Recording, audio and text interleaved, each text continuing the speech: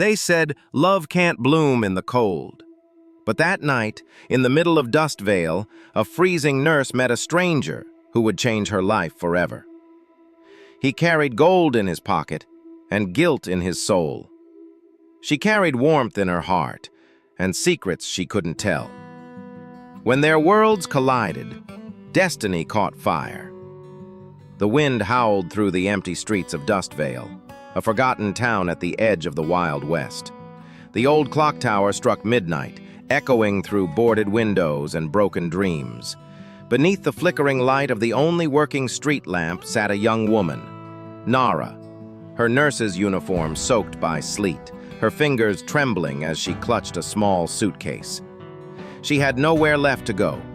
The last bus had left hours ago, and the next wouldn't come till dawn.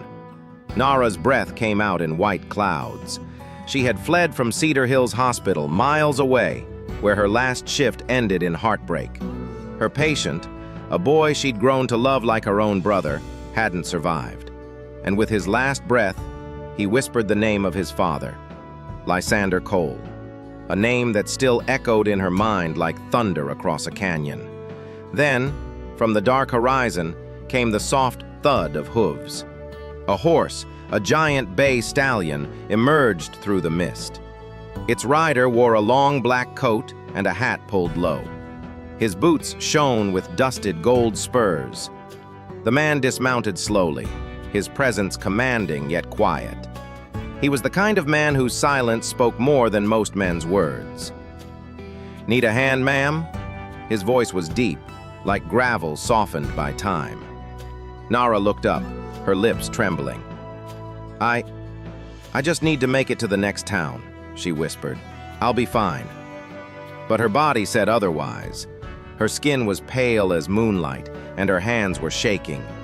The man studied her for a moment, his gray eyes catching the lamplight. Then, without another word, he took off his coat and placed it gently over her shoulders. She looked up in shock. "You shouldn't." "Keep it," he interrupted, his tone firm but kind. "You're freezing." He turned toward his horse, ready to leave, when she called out faintly, "Wait, what's your name?" He paused, one boot in the stirrup, and said softly, "Lysandre Cole." The world froze for a heartbeat. Nara's eyes widened. The name she'd sworn she'd never forget, the name whispered by a dying boy, was standing before her, breathing, alive. The air seemed to thicken as the snow fell harder. Somewhere in the distance, thunder rolled like the growl of an unseen storm.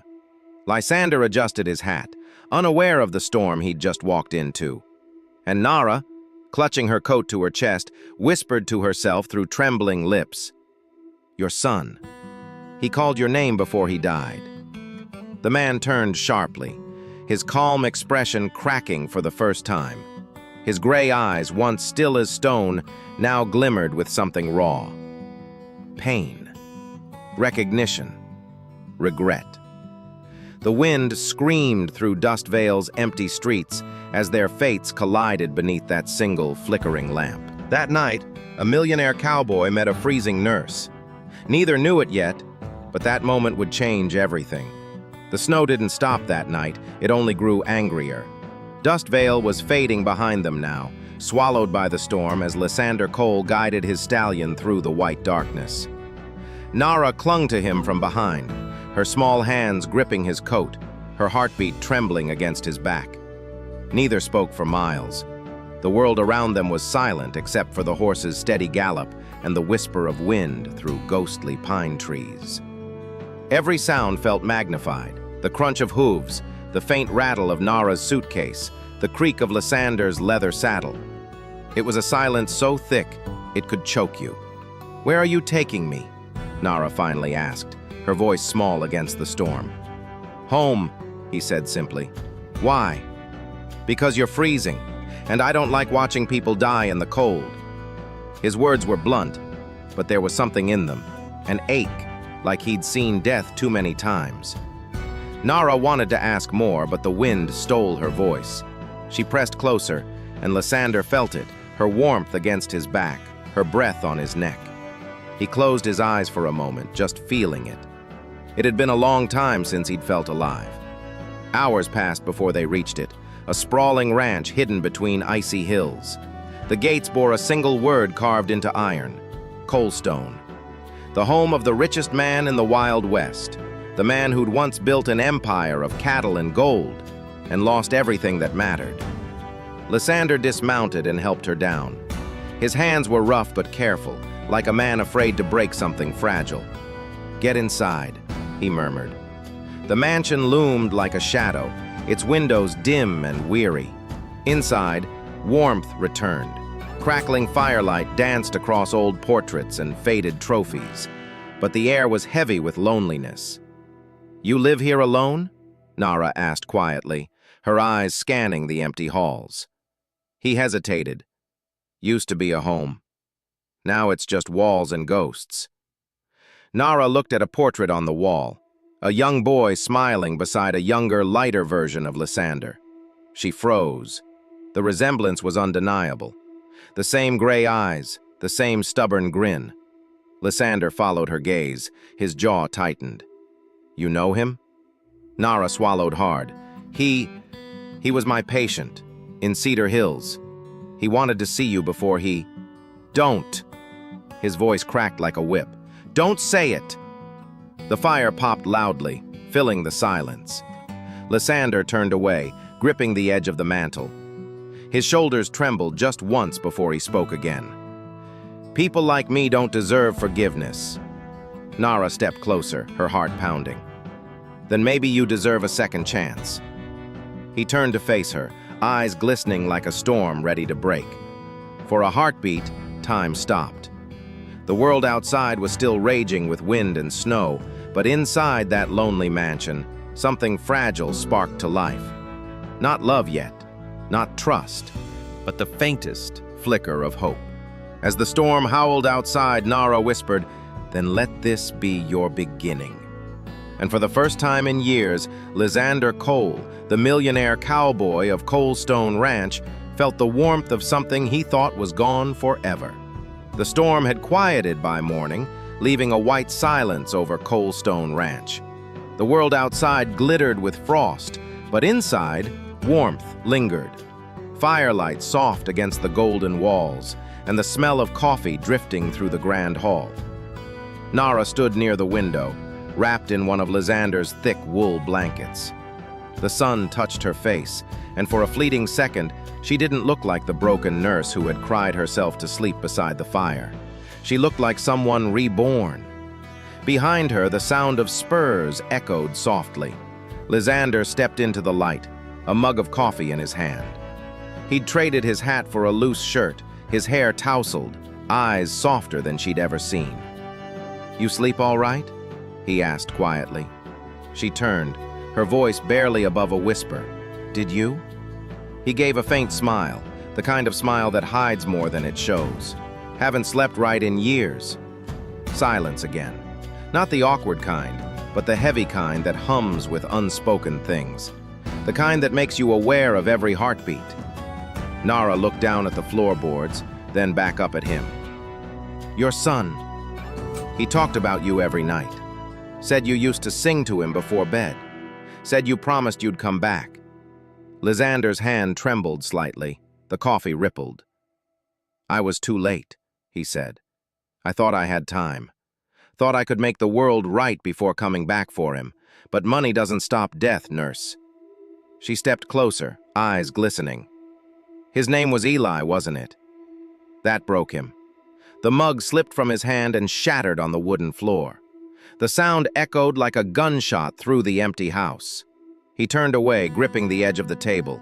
His voice came rough, like gravel dragged over stone. "Don't say his name." "Please." Nara hesitated. Then she placed her hand gently on his back. "You don't have their hands met.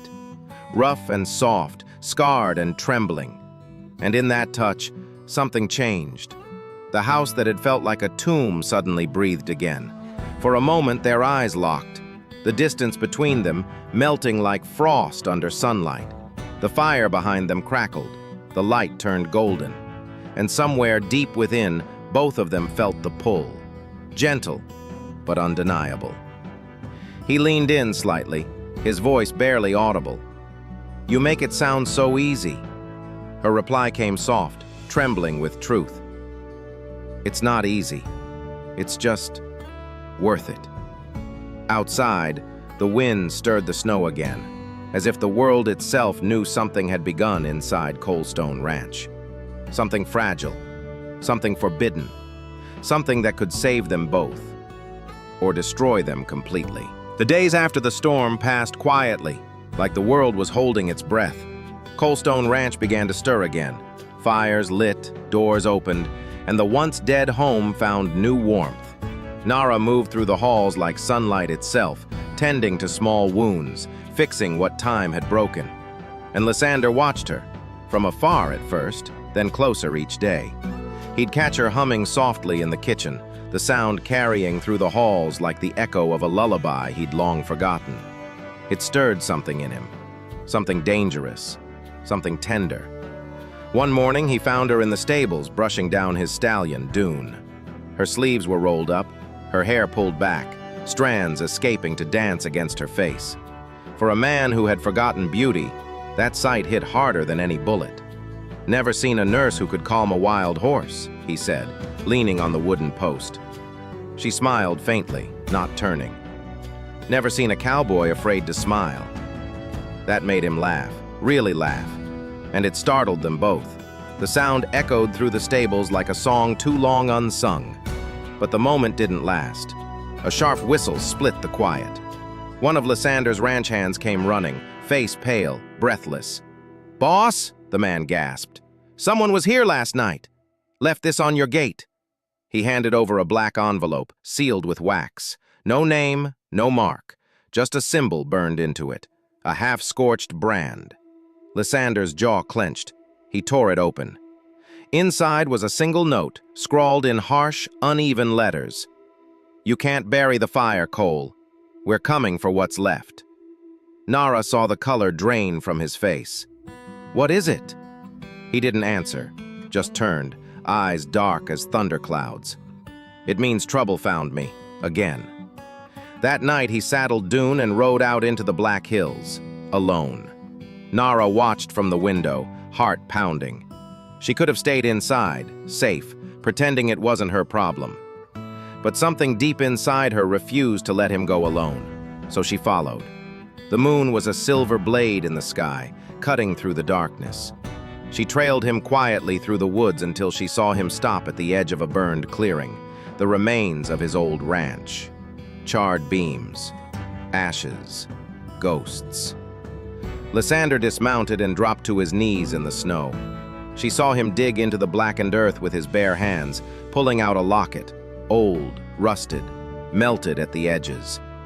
Inside, two faces smiled back, his wife and little Eli. He didn't cry.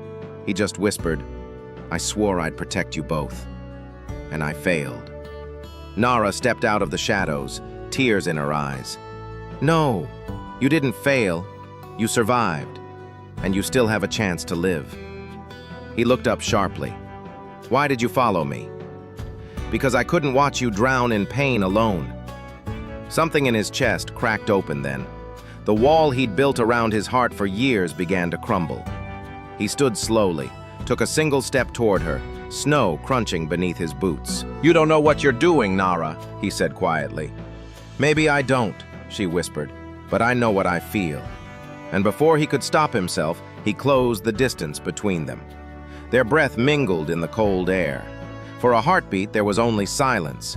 Then he cupped her face with hands that still trembled from loss. The kiss wasn't gentle. It was desperate, raw, a collision of grief and longing, and the faint hope that maybe, just maybe, broken hearts could still find warmth in the ashes. When they pulled apart, the wind carried embers from the burnt wood around them, glowing like fireflies against the dark. Lysandre's voice came low, hoarse. "You shouldn't have come here. The fire that took everything, it still burns." Nara met his gaze, fearless. "Then let it burn, Lysandre. as long as it brings light. And in that moment, beneath the ghostly moon and the scent of smoke, love took its first true breath, fierce, forbidden, and alive. The night after the fire-lit kiss, the wind carried an uneasy stillness over Colestone Ranch. The stars hid behind heavy clouds, and even the horses seemed restless, hooves shifting nervously, nostrils flaring at something unseen. Inside the ranch, Nara sat by the fireplace, her fingers tracing the rim of an untouched cup of tea. Her heart still raced from what had happened between her and Lysandre. It had been real, too real, and she could still taste the smoke and salt of his lips. But behind that kiss was pain, the kind that didn't fade easily. Outside, Lysandre stood on the porch, staring into the black hills. The letter from the night before burned in his pocket like a coal he couldn't throw away. He knew the handwriting. He'd seen it once before, years ago, carved into the gate of his burned ranch. "You can't bury the fire, Cole."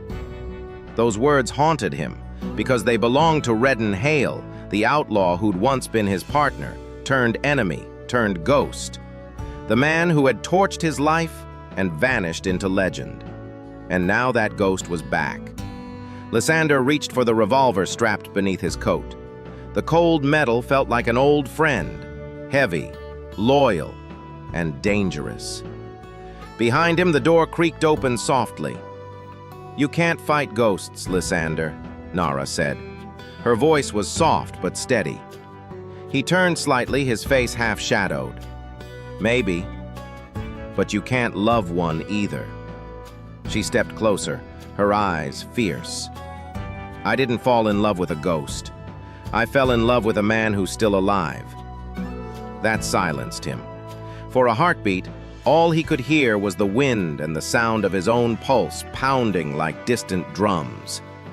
Then, a faint crack echoed through the air. Not thunder, not wind. A gunshot.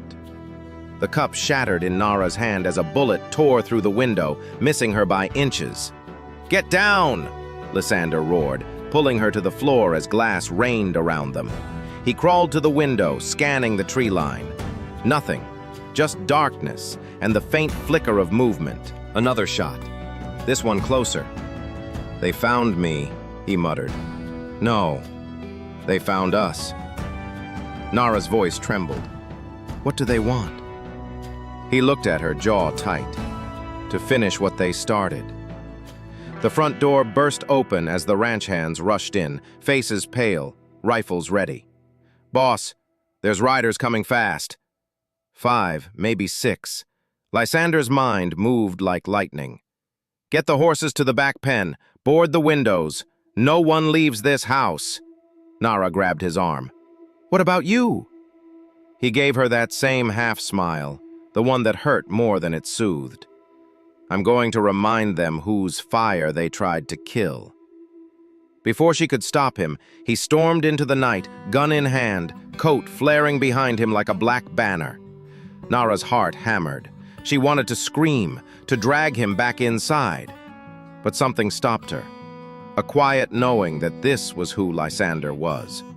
A man who'd already lost everything, now standing to protect the one thing he had left.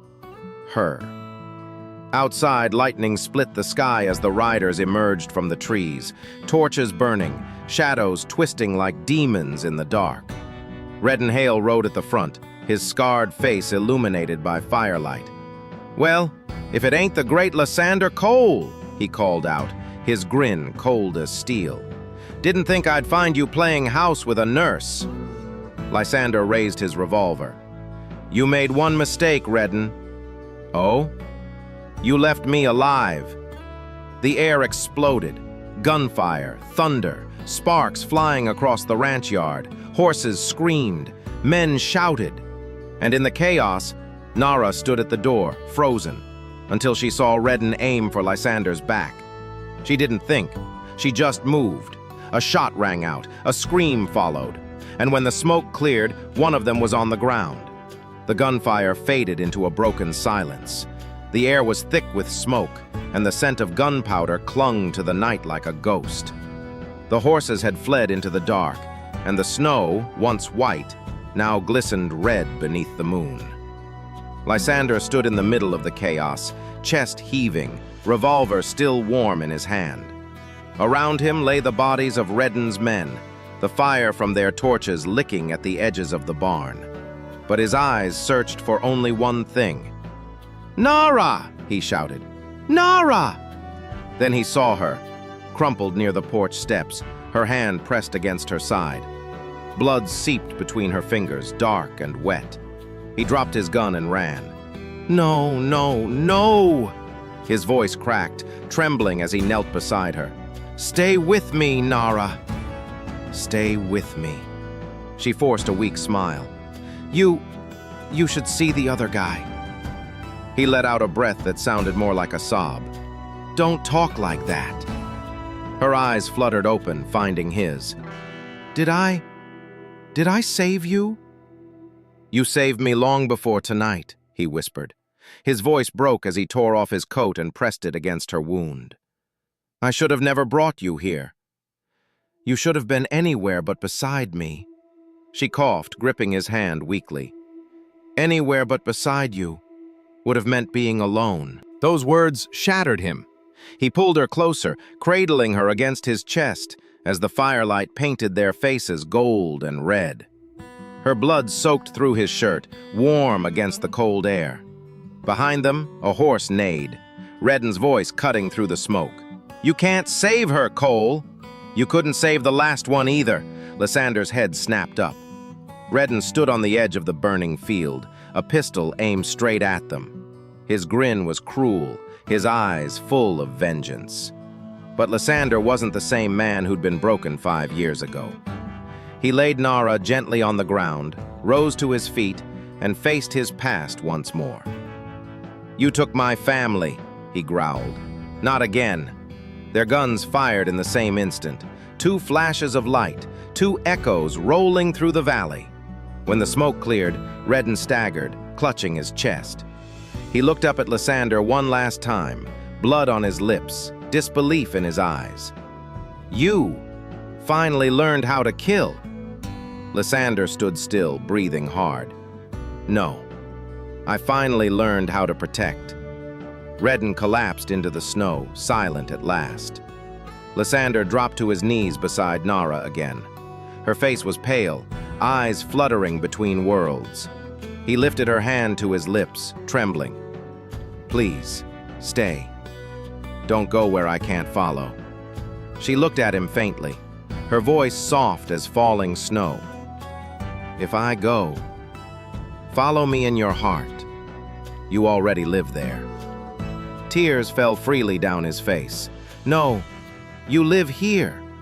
He pressed her hand to his chest. "Right here."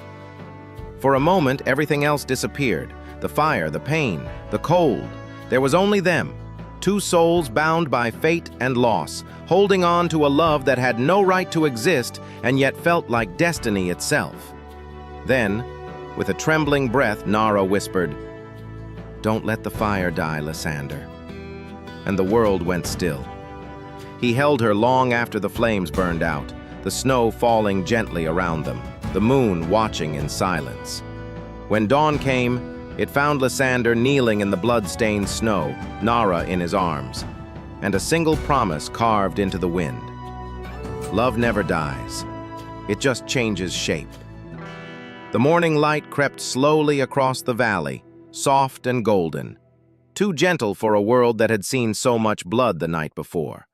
Snow glistened like broken glass, and smoke still curled lazily from the burned fences of Colestone Ranch. Lysandre sat where dawn had found him, in the middle of the courtyard, Nara in his arms, the world around him silent. His coat lay draped over her still body, his hat gone, his eyes hollow. The man who once ruled half the Wild West now looked like a ghost made of flesh and grief. He didn't cry anymore. He'd run out of tears hours ago. All that remained was the ache, deep, gnawing, endless. The ranch hands watched from a distance, whispering prayers they didn't believe would be answered. They'd seen death before, but not this kind. Not the kind that breaks the living. Then something strange happened. As the sun climbed higher, its light touched the locket around Nara's neck, the same one she'd worn since the day they met. Lysandre hadn't noticed it before, but now it glimmered with a faint warmth, like a heartbeat trapped in metal. He brushed the snow away and opened it. Inside were two pictures, one of a little boy smiling in a hospital bed, and another of Nara, her hair loose, her eyes bright with life. Beneath them, a folded scrap of paper. He pulled it out with shaking fingers. It read, in soft, careful handwriting, "If you ever find me again, I'll be where the fire began, to heal it." He blinked. The words made no sense, yet they burned with something familiar, hope. Suddenly, from inside the ranch, a voice called out, trembling, breathless. "Boss! She's breathing!" Lysandre's heart stopped. He looked down. Nara's fingers twitched, barely, but enough to steal the air from his lungs. Her lips parted, and a weak sound escaped. Cold. For a second, the world spun. Then Lysandre was moving, shouting for help, lifting her, rushing her inside as if his own soul depended on it. Hours passed in a blur. He did everything, warmed her hands, wrapped her in blankets, prayed to a god he'd stopped believing in years ago, and slowly, color began to return to her cheeks. When her eyes finally opened, they were dazed and soft, like someone waking from a long, painful dream. "Lysandre?" she whispered. He fell to his knees beside her, laughter and tears breaking free all at once. "You came back to me," he breathed. She smiled faintly. "You didn't let the fire die." He kissed her forehead, trembling. "You said I'd find you where it began, but it was you who healed it. This fire in me." Outside, the snow began to fall again, gently, peacefully, like a benediction. The ranch hands cheered softly from the doorway, relief washing over the broken home. Lysandre held Nara's hand, his thumb tracing the scar near her wrist where the bullet had grazed her. "You saved me twice now. You've earned the right to tell me what to do forever." She chuckled weakly. "Then listen closely." He leaned in. "Don't look back anymore. Build something new. For him. For us." Her words wrapped around him like a promise, a quiet command from a woman stronger than pain, softer than forgiveness.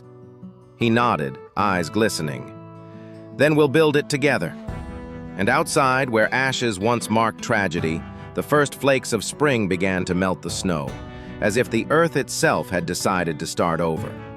That morning, Coldstone Ranch stopped being a graveyard.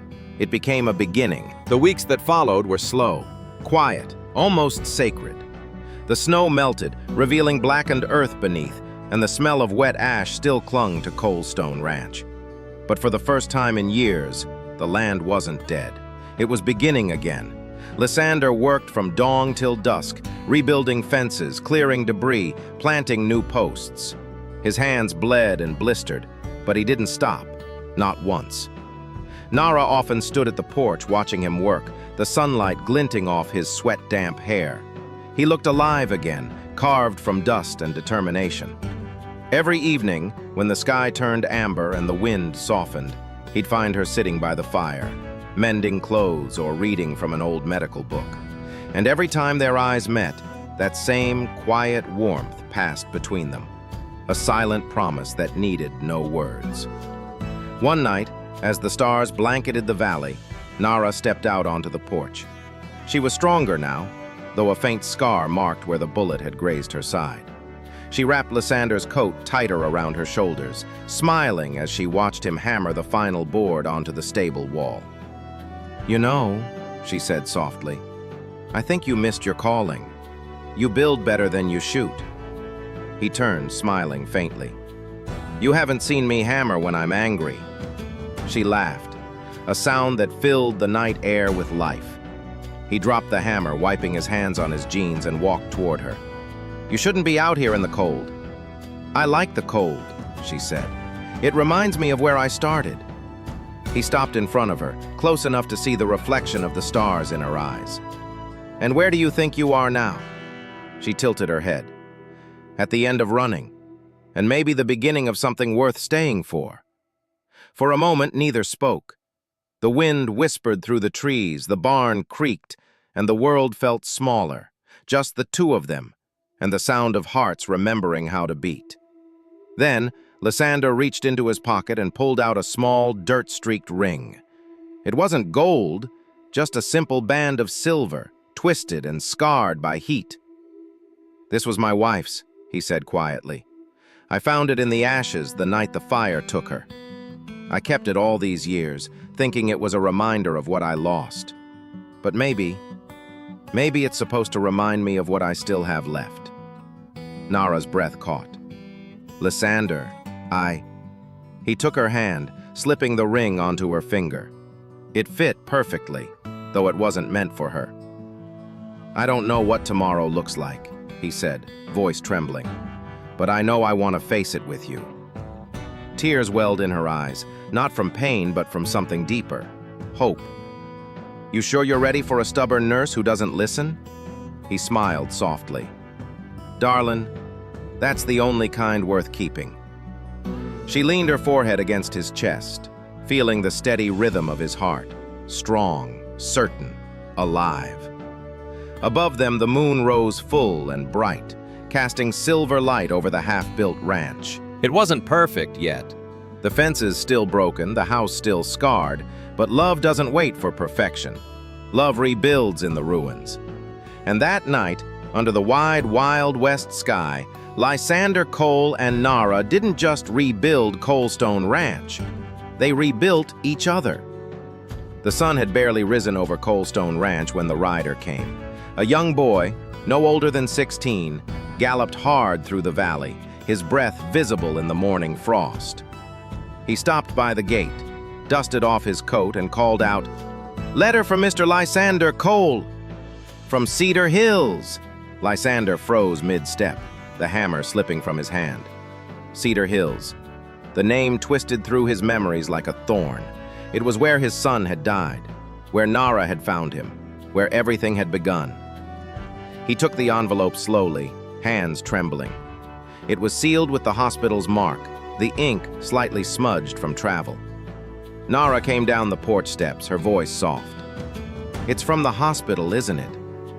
He nodded but didn't open it. Not yet. His gut told him that whatever waited inside would change everything. When he finally tore it open, a small photograph fell out first. A boy's drawing of a house surrounded by flowers, signed in shaky handwriting, Eli Cole. Lysandre's heart clenched. Then he began to read. "Dear Mr. Cole, we hope this reaches you well. Before Eli passed, Nurse Nara delivered his final request, that his medical records be sealed and his belongings kept safe until confirmation of your return. However, in reviewing his case, something has come to light we thought you should know. Eli's blood donor, the one who gave him his last transfusion, was a perfect match. A rare type, nearly extinct in this region. That donor's name was Nara Vale." The paper slipped from his fingers. The words blurred. He looked up at her slowly, eyes filled with confusion, hurt, disbelief. "You donated for him?" She swallowed hard, stepping closer. "Yes. He needed it, Lysandre. He was dying. I didn't do it for you. I did it because he was a child." He stared at her, chest heaving. "Why didn't you tell me?" "Because you were already drowning in guilt. And because I thought if I told you the truth, you'd see me as a nurse, not as someone who..." "Someone who what?" His voice was sharp now, wounded. "Someone who loved you," she said, her voice cracking. "Even before I knew who you really were." Silence. The kind that cuts. Lysandre turned away, gripping the porch railing so hard it splintered beneath his palm. "You should have told me, Nara. You kept my son alive longer than I did, and you said nothing." Tears welled in her eyes. "Because you didn't need another ghost. You needed a reason to live, and I didn't want that reason to be guilt. He turned to face her then, eyes burning, voice low. Do you have any idea what it feels like to owe everything you have left to the one person you were never meant to meet? She took a trembling step toward him. It's not a debt, Lysandre. It's destiny. The word hung between them. Destiny. Soft as snow, heavy as fate. Then a sudden gust of wind tore through the valley, snatching the letter from his hand and scattering it into the sky. The papers danced through the air like lost prayers. Nara caught his hand, gripping it tightly. I didn't save him for you to stay buried in the past. I saved him because I believed love could outlive death. He looked at her, really looked, and something inside him broke open again. All the anger, the confusion, the guilt, turned into something purer, something that burned clean. He cupped her face in his hands. You gave my son his last breath, and somehow, you gave me mine. She smiled through tears. Then let's stop counting what we've lost, and start living for what we found. He kissed her then, not like the first time, desperate and wild, but slow, reverent, eternal. The kind of kiss that seals a promise written not in ink, but in blood and fate. As they pulled apart, the wind quieted. The ranch stood still. And somewhere in the distance, the faint cry of a lark broke the silence, the sound of life returning. Love, once born from ashes, had finally learned how to breathe.